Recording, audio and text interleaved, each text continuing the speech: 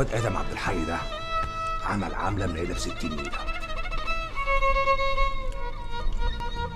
الواد ده مش بيحترمك على فكره، انت في المستقبل هتبقى جوز اخته.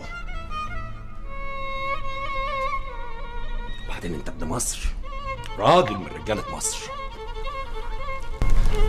وبتذاكر، دخلت كليه الحقوق، وفي المستقبل ممكن تبقى ضابط شرطه، يعني ممكن تبقى زميلي، ممكن تبقى هنا اهو جاري معايا في امن الدوله.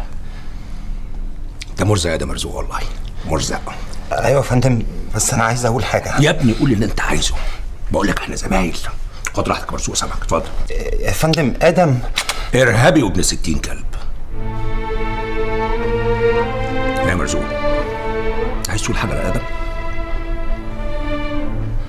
ارهابي وابن 60 كلب. احنا متفقين اهو.